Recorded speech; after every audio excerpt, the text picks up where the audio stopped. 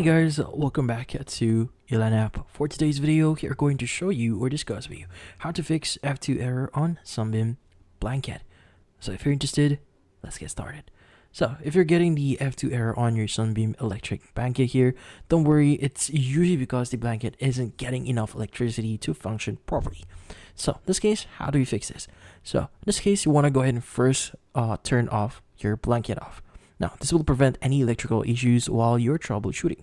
Now, you want to also unplug it from the wall or outlet just to make sure everything is actually safe for you. Now, once you've unplugged it, you want to check all the connections.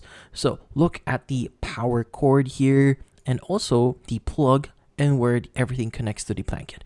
Make sure that they're not loose or there aren't any loose wires or anything that's not securely plugged in.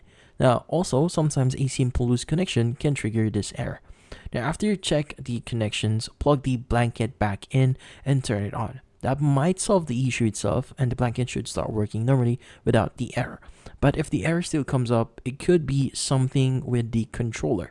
So sometimes the controller itself has a problem.